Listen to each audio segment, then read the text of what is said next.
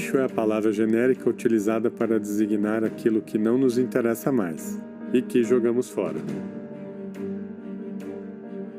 O cidadão consciente separa o orgânico do reciclável na esperança de ajudar a resolver um dos problemas ambientais mais graves do nosso tempo.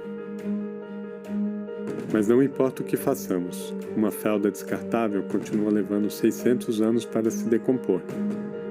Um estudo da ONU evidencia a relação direta entre o aumento da renda e o lixo. Quanto melhor a condição socioeconômica, maior o consumo e a consequente geração de resíduos. Será que podemos romper com a cultura do lixo e iniciar um padrão de comportamento sustentável? Eu acredito que sim. Por isso, eu fui atrás de pessoas que colocam esse desafio em prática. Dessa busca nasceu Descarte.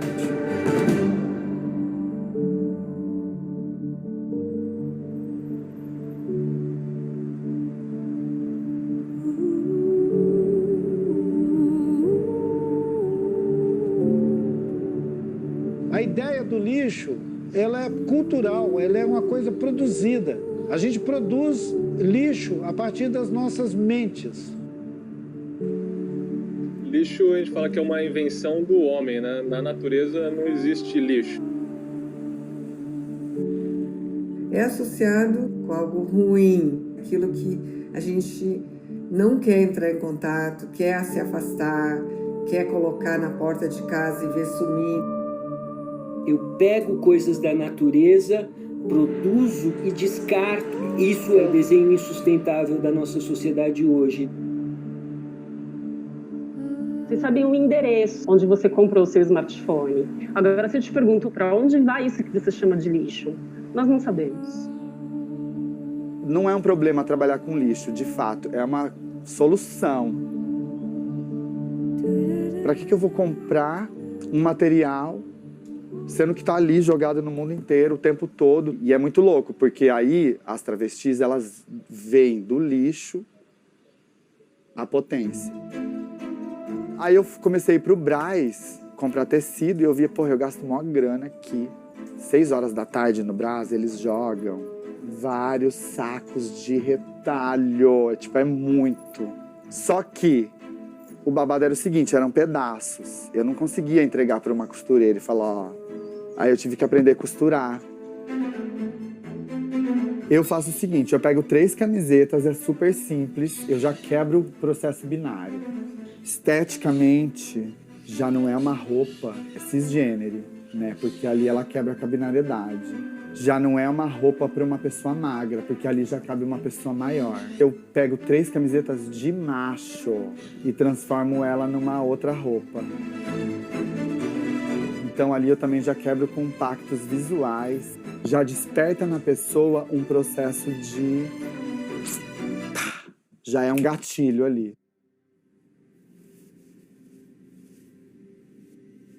É do lixo, do descarte, daquilo que é desprezado, é onde está a vida, né? Onde está esse processo de potência. O que eu penso assim, enquanto construir alguma coisa aqui, é fazer um espaço que seja um espaço cultural, uma galeria de arte feita por pessoas trans, para pessoas trans.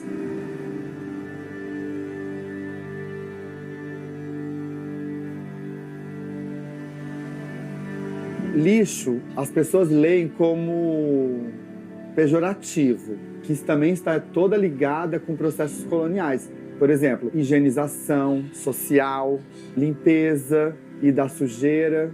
Isso tem cor, isso é branco.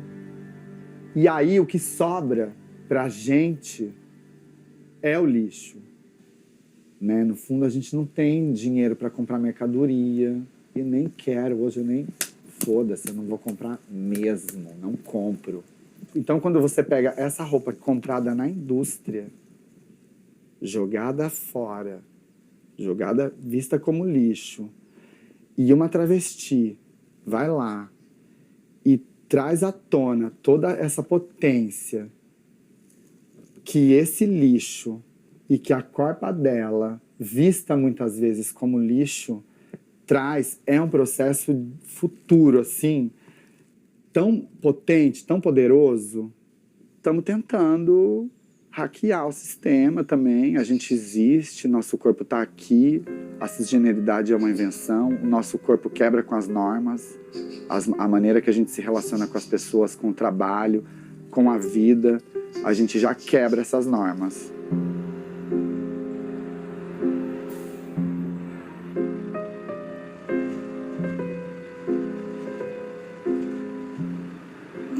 É como se fosse aquela meleca que se forma quando você mistura um pote de margarina, que era um resíduo reciclável, um tomate, que era orgânico e podia ser compostado, a tampa do guaraná, a garrafa do guaraná, você bota tudo no mesmo saco e descarta, isso é lixo. E aquilo que não tem aproveitamento nenhum, ou seja, que não tem mais forma de reciclar, reaproveitar, compostar, tratar, aproveitar aquele material, aquilo é o rejeito, é o vulgo lixo. Lixo é um erro de design, porque se você for ver na natureza, os indígenas aqui no Brasil não geravam lixo. Eles não tinham embalagens, a embalagem era a casca da banana que se desintegrava. A gente usa plástico, principalmente, alucinadamente. O plástico, ele dura 400 anos, ele não se decompõe, ele não se desfaz e ele não está sendo reciclado. Então, existe plástico em toda a parte. Vamos dizer, o principal resíduo que você olha no petróleo, né, é o plástico. E a gente está afogado em plástico no mundo hoje. Na enorme maioria é um produto insustentável dentro da nossa sociedade em termos ambientais. Antes do descarte vem a questão do consumo, né? As escolhas e as coisas que você consome. Eu valorizo demais a mão de obra. Eu acho que essa coisa artesanal, essa coisa do artesão, né? A carpintaria, o marceneiro, sabe? Assim, aquela coisa do... Acho bonita o ajudante do marceneiro que vem, sabe? Trabalhar na marcenaria para aprender como é que trabalha.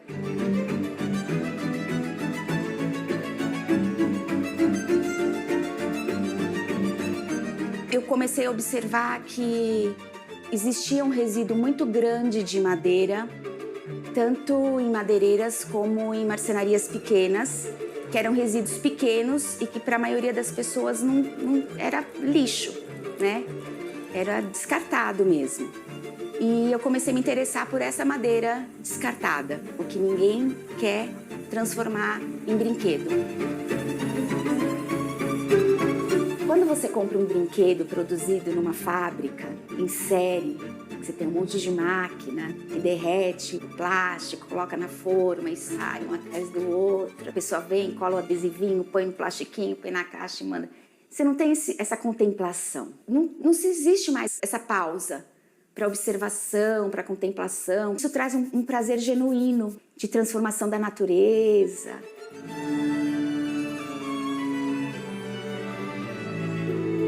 Se você está consumindo um brinquedo porque ele realmente é uma coisa legal e vai trazer uma experiência legal para você, para tua criança, ou você está comprando uma marca porque aquela marca é famosa e fizeram uma estratégia de marketing para te convencer que se você consumir aquilo, tua criança vai ser mais feliz. Não vai ser um brinquedo de personagem que quando o meu filho passar daquela época de personagem, ele já não vai querer mais e eu vou descartar.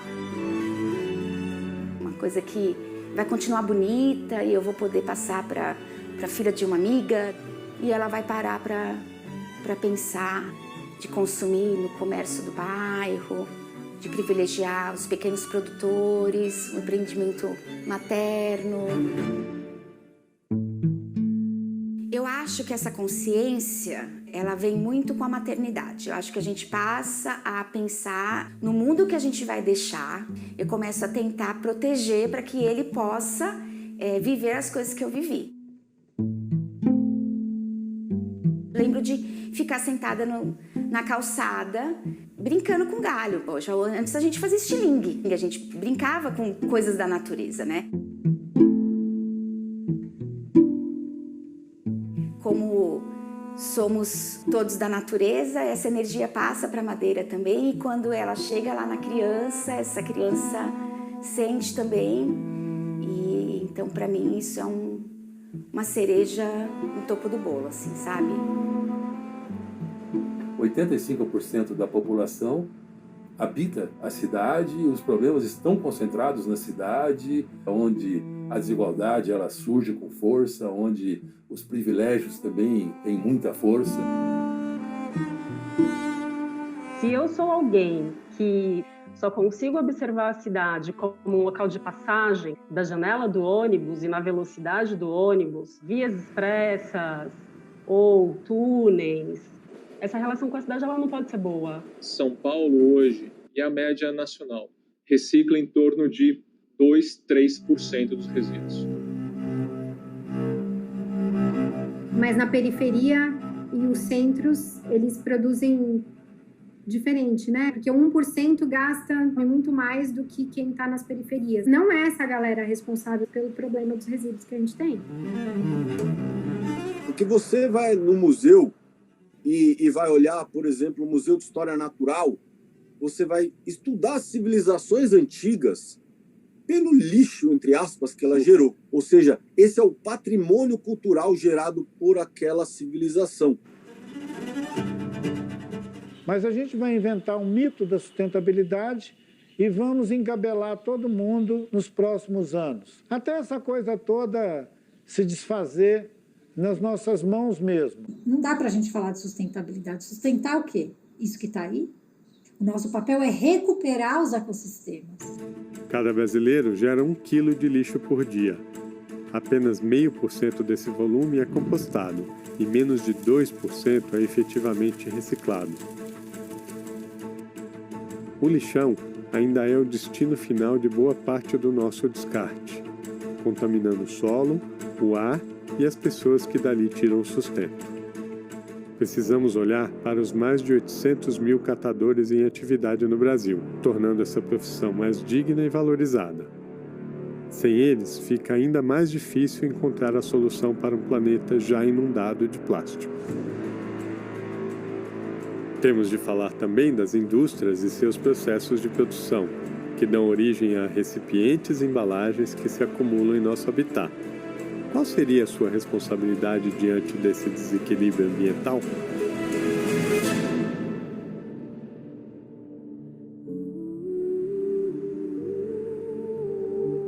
Quais são as bases para se fazer um sistema de gestão de resíduos com um grau maior de sustentabilidade? A gente escolheu esse território para comprovar que com uma boa dose de planejamento e execução de projeto seria possível viabilizar a coleta seletiva de resíduos nessa localidade. A Vila de Jericoacoara, por ser uma vila dentro dos aspectos urbanos isolada, e é nesse histórico que ela saiu de uma vila de pescador para se tornar uma vila turística internacional, ela passou por vários desafios. E um dos primeiros foi a gestão do lixo. O nome Jericoacoara, ele significa na língua tupi, indígena, toca das tartarugas. Infelizmente, a gente tem achado muitas mortas, as aves também, que acabam ingerindo as sacolas plásticas.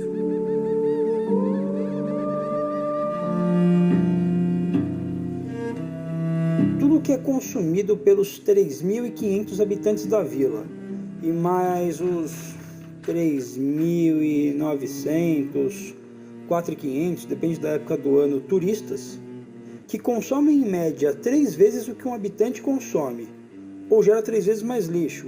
Hoje é lixo, né? Se vai parar no lixão é lixo. Pensar que tudo isso vai ser canalizado para um único lugar.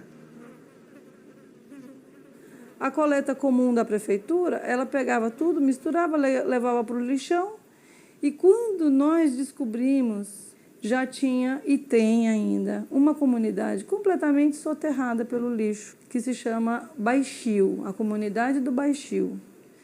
O vento é o fator principal, porque se o lixo é jogado lá na Praia do Preá, ele vem para Jeri. Todo o vento vai trazer o lixo que tiver, papel, plástico, copos, tudo que é leve o vento vai trazer. A gente precisa de um ecossistema para conseguir implementar um projeto como esse, né? Ele não é um projeto que a gente consegue realizar sozinho. Você precisa de um poder público atuante, prefeitura e secretarias tem que estar mobilizada. É importante demais também a atuação da sociedade civil, seja ela através das pessoas físicas, o cidadão que se mobiliza e participa, que está envolvido com as causas, mas também do empresariado. E nós estávamos naquele momento todos muito entusiasmados, né?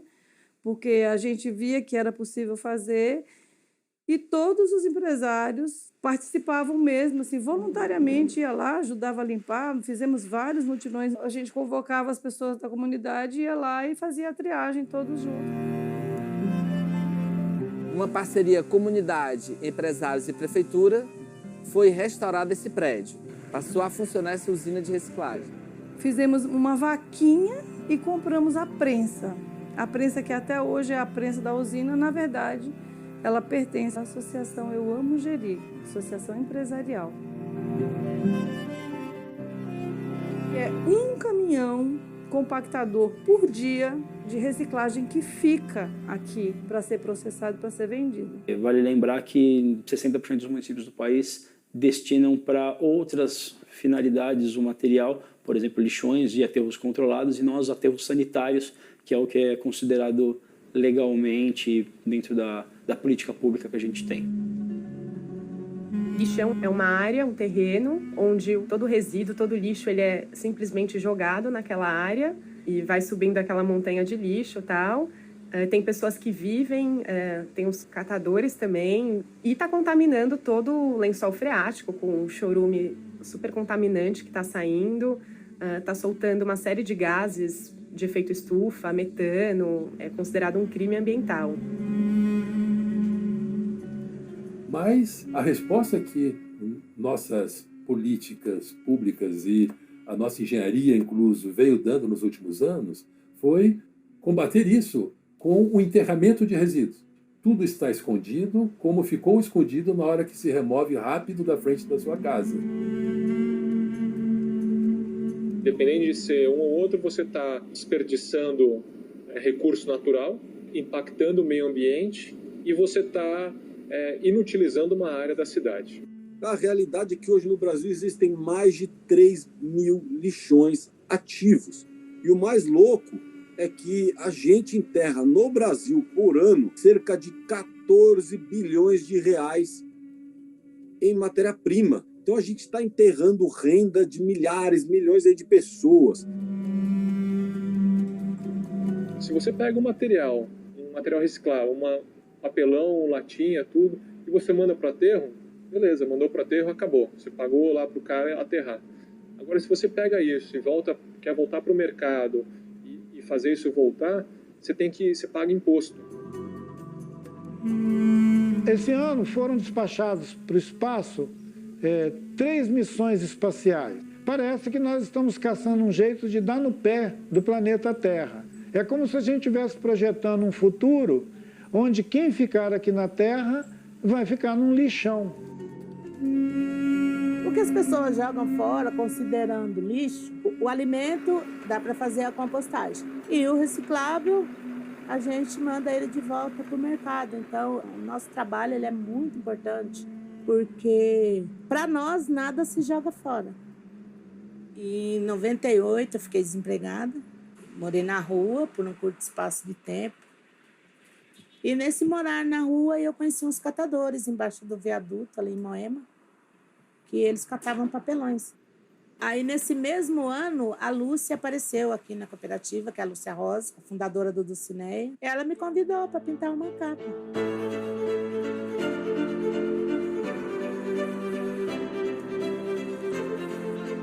Então, o primeiro processo é separar as capas que estão bonitinhas, as caixas de papelão.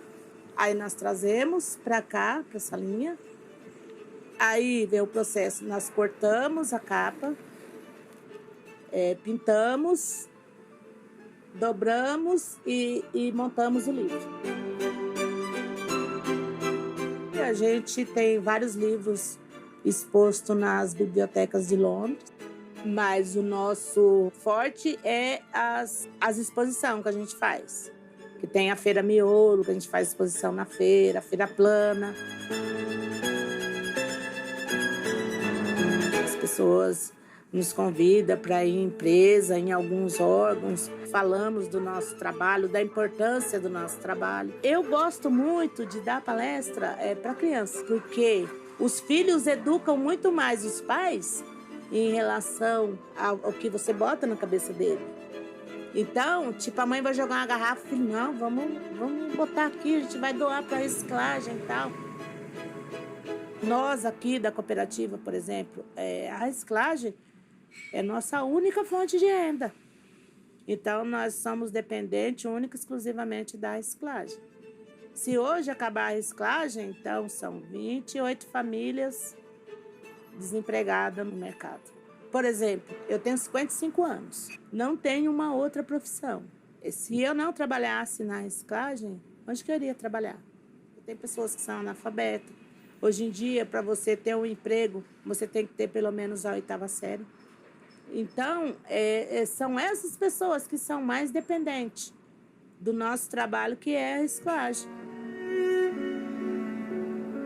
Eu vejo lá fora, como eu já fui para Londres, o pessoal tem o maior orgulho da gente. Nossa, vocês são catadoras. Mas eu acharia isso lindo se isso acontecesse aqui no Brasil. Eu sonho com um lugar onde as pessoas tivessem bom senso de jogar menos lixo, né, na natureza, de viver num lugar lindo, né, no paraíso, que é o sonho de todo catador, né?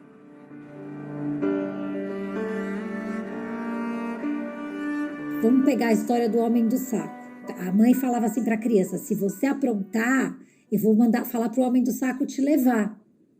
O que era o homem do saco? Eram os primeiros catadores. Então, quer dizer, esse é o nível de preconceito que a gente tem. Onde tem desemprego, desigualdade social, desperdício e descaso do poder público, tem catadores. No Brasil, estima-se hoje que possam ter cerca de 1 milhão de catadores e catadoras de materiais recicláveis.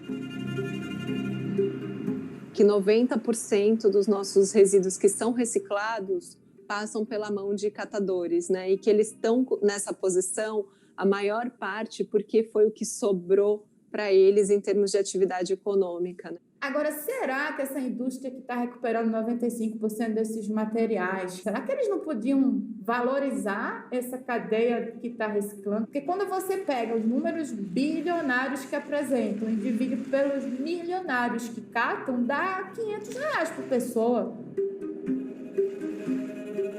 Se reciclagem preserva o meio ambiente, preservar o meio ambiente, você está salvando o planeta. E quem salva o planeta são super-heróis. Os catadores são super-heróis, só que ele tem o pior de todos os superpoderes, que é a invisibilidade. Nos lugares onde acontece uma coisa mais organizada, você vê que dá super certo. Né? Nas cidades onde tem os centros de reciclagem, onde eles têm o mínimo de apoio de uma organização para separação, para coleta, onde eles têm o mínimo de apoio, a coisa funciona muito bem. Às vezes o cliente me liga e fala: eu tenho umas coisas aqui para você não quer ver? Estou descartando algumas coisas aqui. Legal, eu vou lá para ver e às vezes não tem nada de interesse, mas no canto tem uma coisa maravilhosa, um negócio fala: meu, isso aqui. Ah, isso aí eu não sei, está jogado, aí não sei se isso te interessa. Fala: não, mas é isso que eu quero. E aí o olho já brilha, cara, você já começa a imaginar aquilo pronto, mas não como business, como um prazer mesmo de criar e transformar e fazer aquilo virar alguma coisa que vai ser útil ali na frente. Bom, aqui é o nosso supermercado, o nosso depósito, onde a gente guarda as peças que a gente vai garimpando no ferro velho, cliente que liga pra gente, pede pra gente e dá uma olhada que tem coisa para descartar, então a gente vai reunindo todo esse material e traz para cá. Então, e aqui é a oficina propriamente dita, né? Onde a gente tem um maquinário que a gente usa para fazer essas transformações.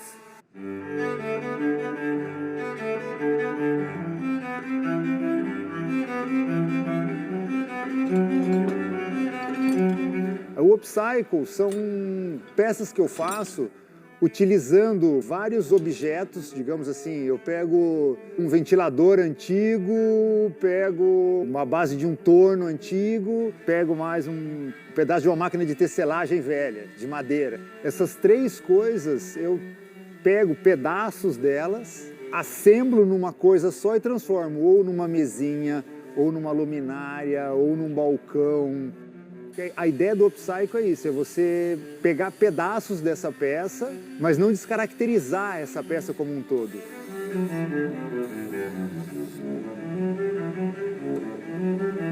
Lixo é dinheiro. Lixo, quando a gente fala lixo ou descarte, enfim, para mim é ouro. Daqui 10, 15, 20, 30 anos, é uma mesinha que a pessoa vai comer em cima, vai pôr as coisas em cima. Isso é ouro. Tudo dá para ser reaproveitado, você consegue dar uma nova vida ao lixo, entre aspas. Se a gente, como ser humano, merece uma segunda chance, o nosso lixo também merece uma segunda chance. Vamos se reinventar, vamos se recriar. Acho que a minha vida é uma reciclagem. O gerar lixo é evolução. O que falta para o ser humano é saber lidar com esse lixo, só isso. O problema nosso hoje em dia é não ter políticas públicas, não ter desenvolvimento, estudos em cima de como lidar com esse lixo, como tratar ele.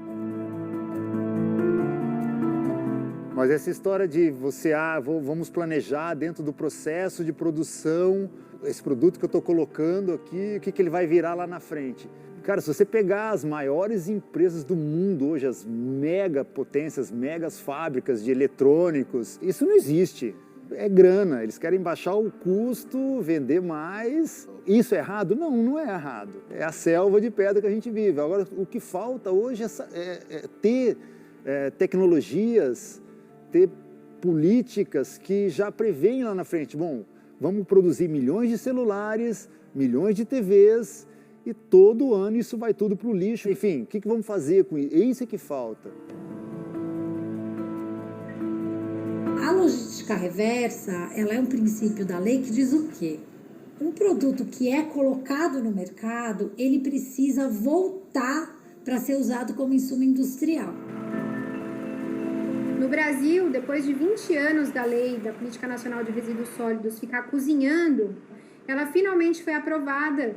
Mas um detalhe muito importante da lei causa esse problema hoje dela de conseguir fazer pouco pelos resíduos no Brasil, que é compartilhar a responsabilidade dos produtores, distribuidores, fornecedores com o consumidor. Não é a culpa de um, não é culpa de outro, é, na verdade, a culpa e a cultura e a educação de todo mundo.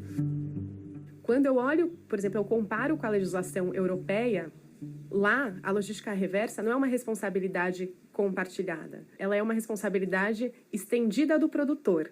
Ou seja, você, né, pessoa da indústria que colocou no mundo essa garrafa PET rosa que não recicla, você é responsável por ela. Existe uma narrativa muito perversa de responsabilização do consumidor.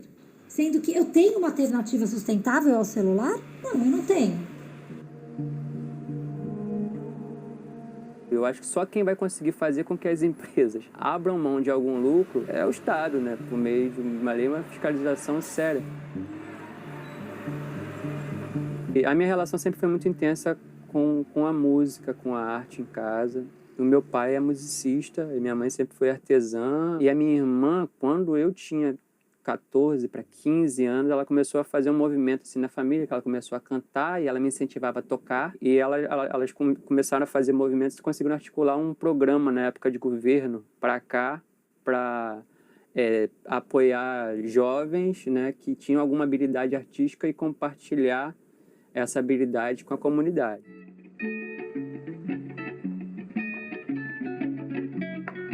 E com isso me veio a ideia de começar a fazer instrumentos por uma necessidade aí pedagógica, econômica, né? As pessoas não tinham instrumentos e também não tinham como comprar os instrumentos e eu também não tinha como oferecer.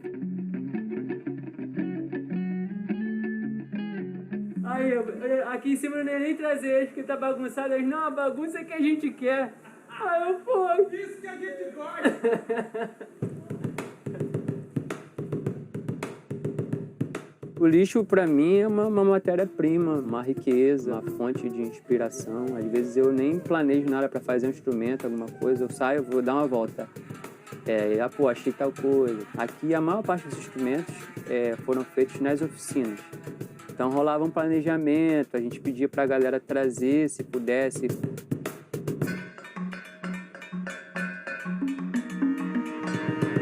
Qualquer terreno baldio aqui em Realengo e nas periferias aqui do Rio viram lixões. Vários, mas tem muitos. Só no bairro, se você circular, você vai achar vários. A geração, né, de resíduos, né, no século XXI, numa grande cidade, é muito absurda, né? A gente vê coisas que passaram por processos altamente complexos, que levaram anos, séculos para serem desenvolvidos e a gente consome, joga fora. A minha relação com o chamado lixo é uma relação de indignação, é uma relação de encantamento. Eu costumo visitar ferro-velhos, eu faço muita coisa assim, não só de música, né, mas que começou a partir de eu começar a fazer instrumentos musicais, né? Eu comecei a rever a questão do reaproveitamento no meu cotidiano como um todo, né? Essa questão do lixo tem muito a ver com o modo como a gente lida com a vida como um todo, né? A gente é descartável, a gente não vale nada, né?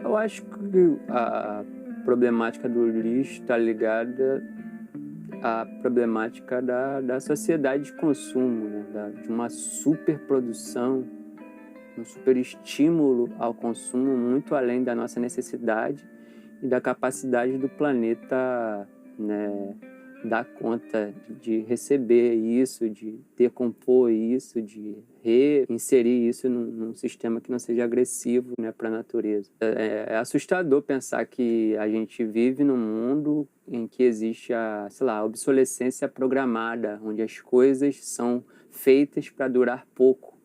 No início da pandemia, se acreditava que o modelo econômico seria revisto, mas acho que hoje já tem pouca gente falando disso. Já está todo mundo acreditando, o capital está se reorganizando, o neoliberalismo não vai cair, os pobres negros morrem mais, trabalham mais, pagam mais a conta da crise. Eu acredito que não tenha como haver, de fato, uma solução para a problemática do lixo sem uma revisão do modelo econômico na sua essência, né? Se tem uma saída, a saída vai vir dos movimentos populares. As indústrias, elas têm que estar a serviço da sociedade e não nós, o planeta, a serviço dos lucros.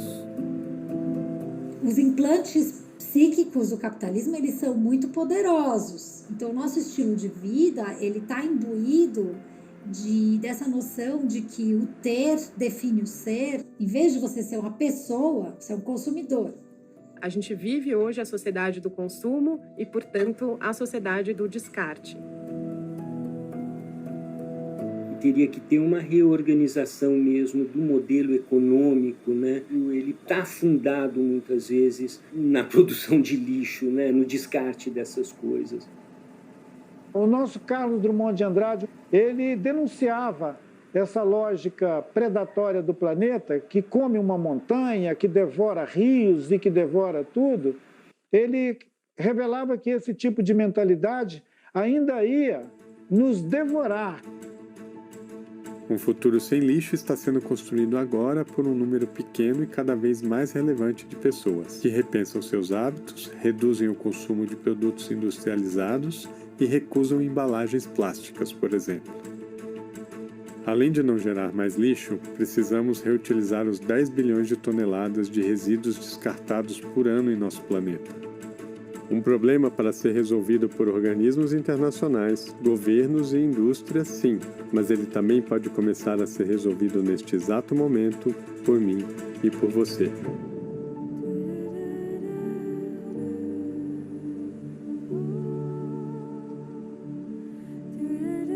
Quem nasceu na década de 50 provavelmente nunca tinha consumido uma água numa embalagem de plástico. De lá para cá, o plástico invadiu o planeta. Nós já admitimos respirar a descarga industrial como se ela fosse nosso ambiente. Eu estou falando com você a cerca de 500 metros da calha de um rio que foi, há 5 anos atrás, invadidos pela lama da mineração. Eu fui na floresta amazônica, em vários lugares, em vários territórios. Eu ficava envergonhado quando eu tinha que descartar o envelope do sabonete. Quando você terminava de escovar o dente e a sua pasta, seu creme dental acabava, você ficava pensando o que você fazia com aquele invólucro. Se você enrolava aquilo, enfiava no bolso para você levar de volta para o seu habitat de lixo, porque não tinha lixo lá. Um cara que sai de Nova York ou de São Paulo para ir a qualquer lugar do mundo, ele teria que voltar para casa com o lixo dele. Mas ele larga um rastro de lixo no mundo por onde ele passa. Então nós temos um diagnóstico sobre o nosso planeta que sugere que a gente deveria parar de consumir tudo, parar de consumir. A gente já tem coisa demais no mundo, tinha que parar de fabricar. Principalmente no final do século XX, a ideia de ciência e tecnologia parecia que era uma mesma ação. Isso é um engano. Ciência e tecnologia são coisas que há muito tempo estão correndo em separado. A tecnologia se apropria de processos de conhecimento que a ciência produz. A tecnologia é arrogante. Ela se apropria de processos sociais que foram construídos ao longo de milhares de anos, patenteia um produto e põe aquilo no mercado. Utopia não é ignorar as evidências climáticas, ecológicas, sociais do planeta. Uma utopia deveria incluir todos os problemas. Aí eu imaginei que uma esperança placebo é a cara desse tipo de humanidade falsa que nós estamos coexistindo com ela. Ela faz de conta que vai dar tudo certo. Então, assim, não vamos confundir utopia com esperança placebo. As cadeias de reciclagem vão ser, num futuro muito próximo, um novo negócio, um novo business. E a economia circular, ela busca fazer com que isso esteja fluido, né? Com que o resíduo ele volte para a cadeia. E para isso, ou eu gero menos resíduo, ou eu crio resíduo que é compostável. O problema hoje da economia circular é que ela mantém um modelo de economia que é muito concentrador, das grandes corporações, dos super ricos. Isso é insustentável, não vai resolver o problema da humanidade. Quando eles sugerem que nós vamos fazer isso reaproveitando materiais já processados, eles estão ocultando que a fonte permanente disso é a natureza.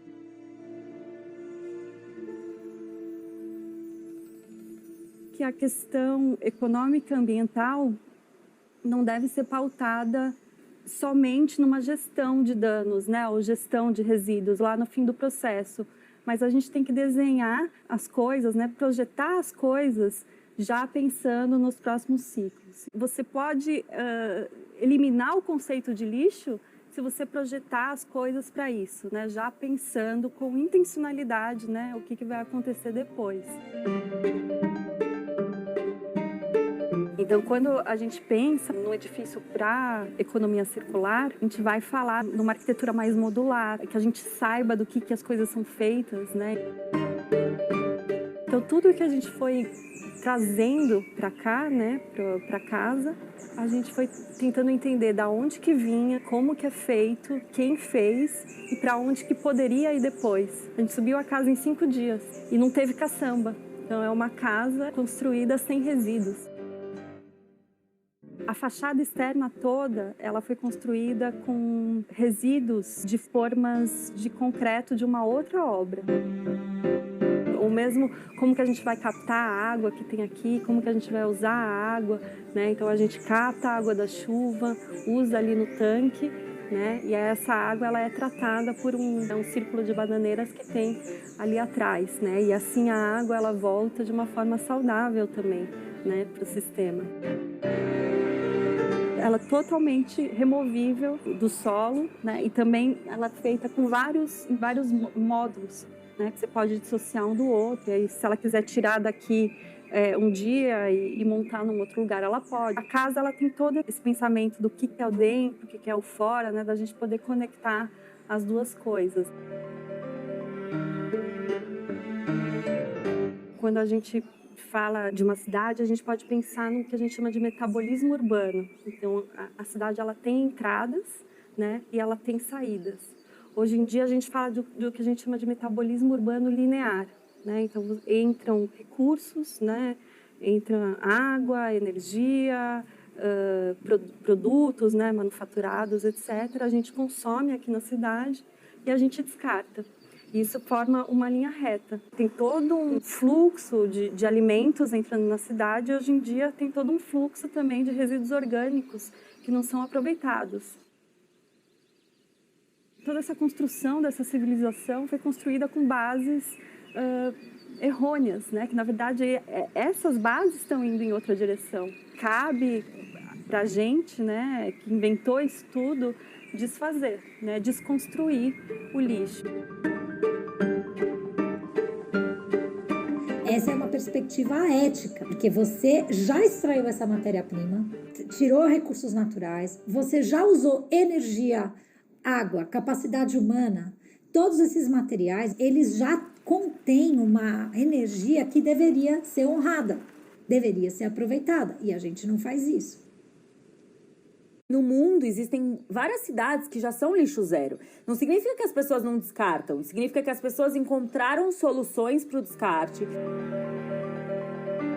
Quando você transfere o conceito para desperdício zero, que eu acho que é mais atingível, você também entra nisso com um olhar de no que você está desperdiçando.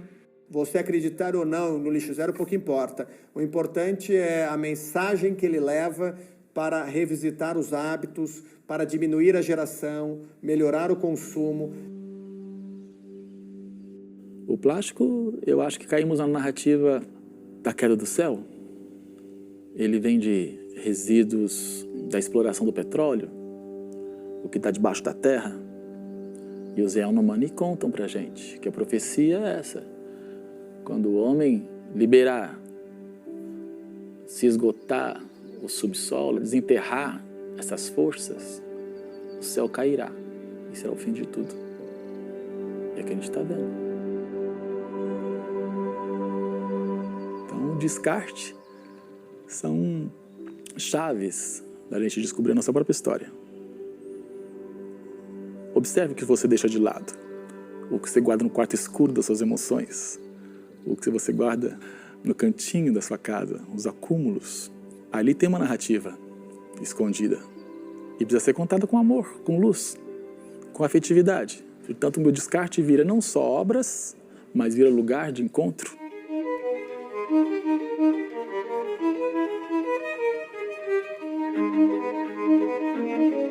Vida após a morte? Estou unindo os conceitos. A morte do objeto na esquina, ela renasce aqui. Então, meu trabalho consiste em fazer renascer essas peças e potencializar ao máximo sua identidade. Esse upcycle, né? O que está condenado à morte, ganha uma outra vida.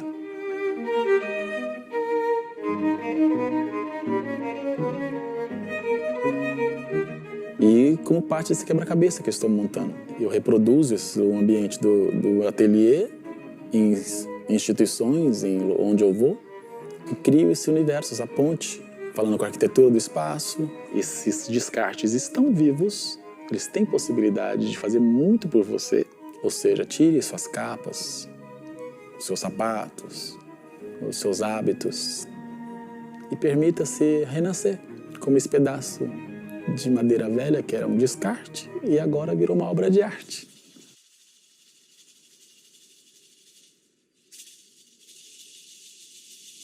Você olha em torno, são sofás. Ali tem um resto de sofá, aqui tem um outro resto de sofá. E com suas espumas, juntando o material orgânico, vai criando lugar para a vida.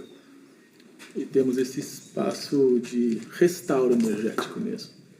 Um lugar fechado, sem janela, sem quintal, de repente você tem esse portal. É o dentro-fora. É o Pitágoras falando. O jardim interno, o autoconhecimento, os espíritos velhos falam. Cultiva seu jardim interno.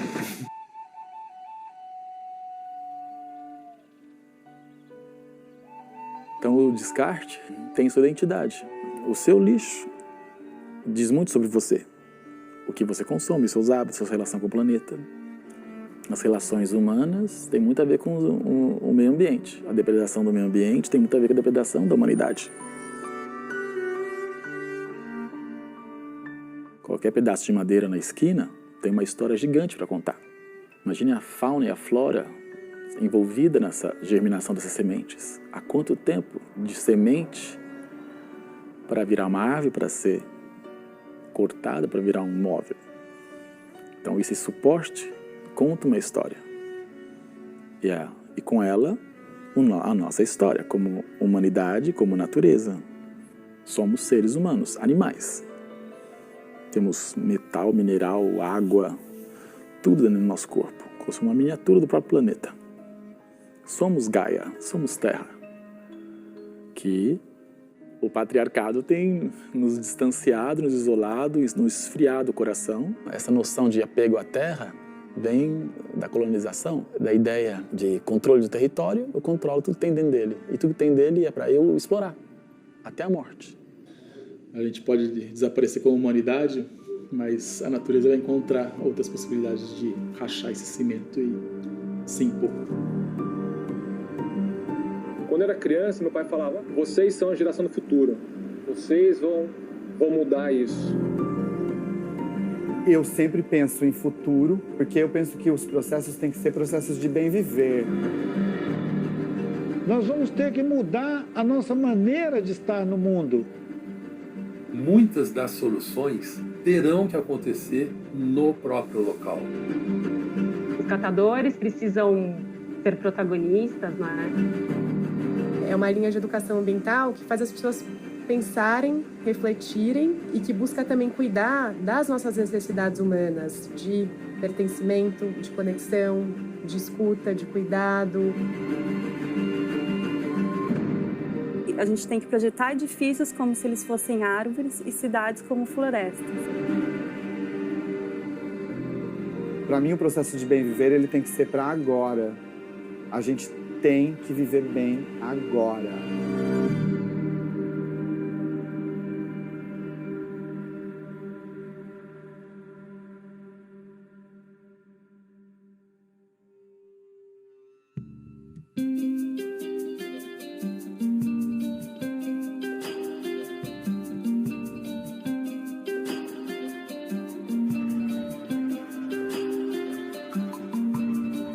Joga lixo em minha condição. Minha carroça tem um coração e se alimenta dessa multidão. E vai. São 7 horas pra chegar aqui. Vim caminhando lá do Catumbi. Eu gidumo na avenida principal. Coloca fogo no meu corpo, não. Minha imundície vem do seu quintal. Reciclo o olho do seu vendaval. Teu bem, teu mal. Me traz um copo d'água e a paz de Deus dá.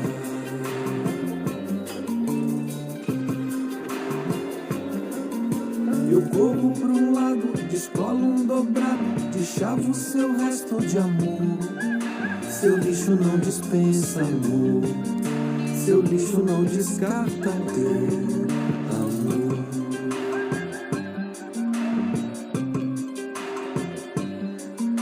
Eu corro para um lado, descolo um dobrado, deschavo seu resto de amor. Seu lixo não dispensa amor, seu lixo não descarta teu amor.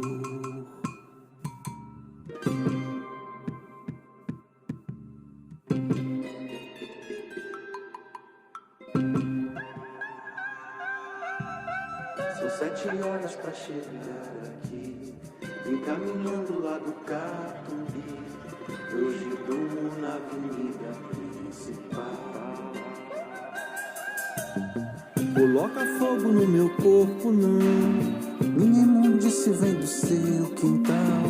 Reciclo o olho do seu vendaval, seu bem, seu mal. Me traz um copo d'água e a paz de Deus dará.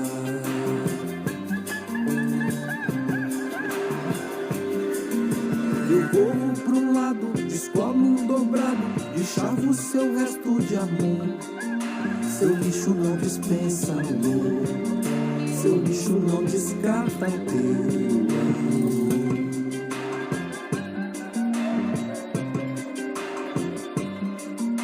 Eu corro para um lado, descolo um dobrado, deschavo seu resto de amor. Seu lixo não dispensa amor, seu lixo não descarta teu